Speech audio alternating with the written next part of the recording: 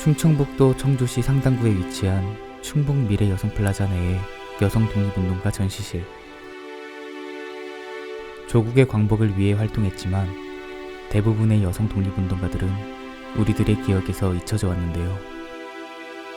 오늘은 대한민국 100년의 뿌리 충북 여성 독립운동가들을 만나보려고 합니다. 이곳에서는 각자 자신만의 방법으로 독립을 위해 싸운 충북 여성 독립운동가들의 업적과 당시 상황들을 이야기하고 있습니다. 스며드는 뱃사이로 잠시 흩날리는 여우비. 그 당시의 눈물을 기억이라도 하는 것 같은데요. 노력과 헌신으로 이루어낸 광복을 염원하며 단재 신채호 선생의 묘소가 있는 고등이 마을에 도착을 했습니다.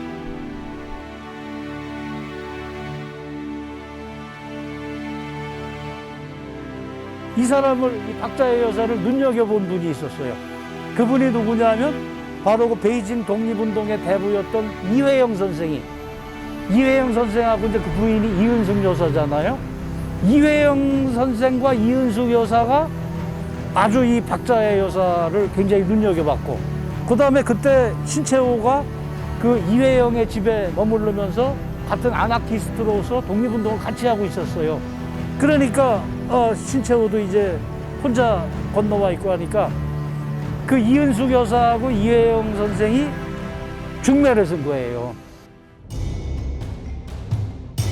일제강점 이후 독립운동단체인 간호회를 설립하여 독립만세운동에 참가했던 박자의 선생.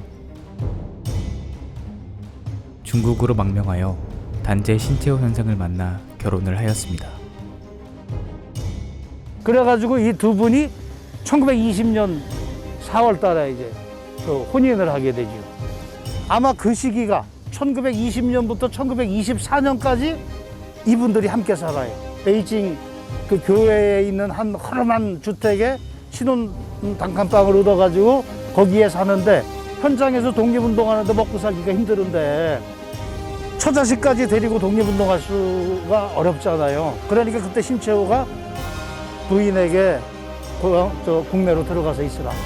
그 박자의 여사는 너무 먹고 살기도 힘들고, 더군다나 신채호 선생은 일제에 의해서 지명수배자니까 굉장히 탄압도 받잖아요.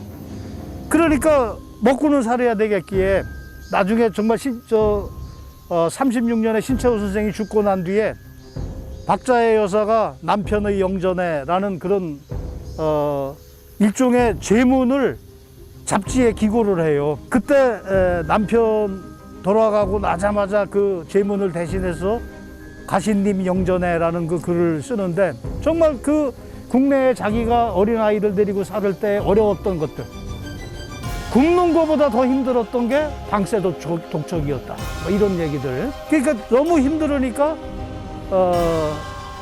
박자해 산파라는 그 조산소를 열어요. 될 리가 없죠. 일제가 뭐 계속 그 감시하고 탄압하니까. 그러나 이제 몇 차례 기자들이 신채호의 부인이 이렇게 서울에서 산파를 열면서 어렵게 살고 있다, 뭐 이런 기사들을 여러 차례 내요. 그때 박자의 선생이 그 기자들의 방문을 받고 정말 어려운 자기 그 형편을 여러 차례 이야기를 하죠.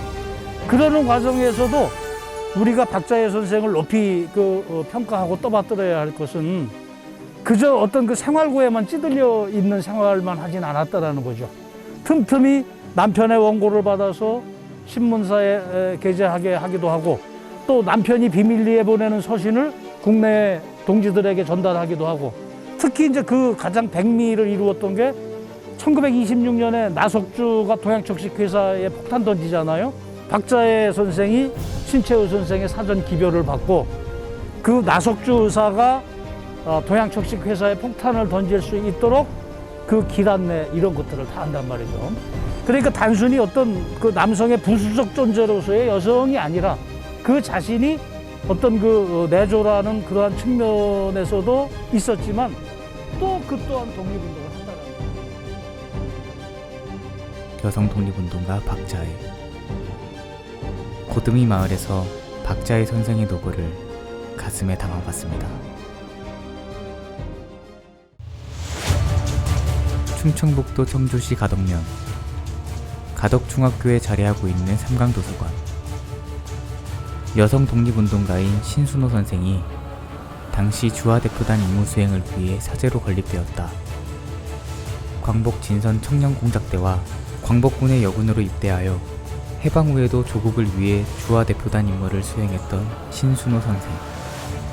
다방면으로 활약하며 오로지 독립만을 위해 애쓴 신순호 선생은 항일 독립을 위한 투쟁과 독립한 이후의 마무리까지 신순호의 삶 자체가 항일 운동의 과정과 끝이라고 할 수 있다.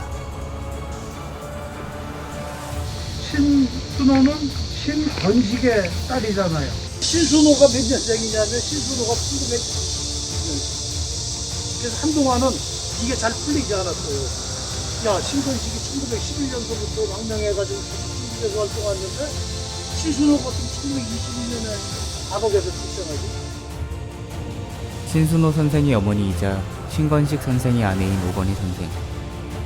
남편이 독립운동을 위해 상하이로 망명하자 홀로 남아 신순호를 키웠고, 남편과 해우한 후 본격적으로 임시정부의 독립운동을 지원하기 시작했다.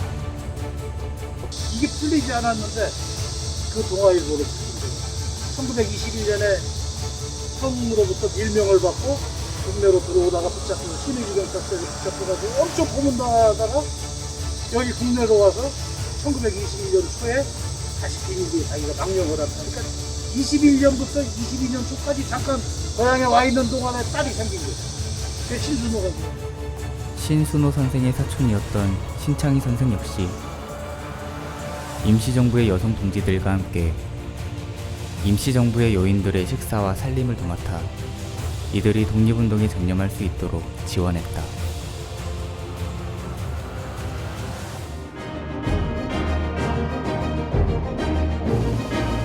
광복을 위해 외로운 싸움을 했던 독립운동가들, 그중 여성 독립운동가들도 있었다는 사실. 나라의 광복을 위한 여성 독립운동가로서 그들의 애국심을 우리는 기억해야만 할 것입니다.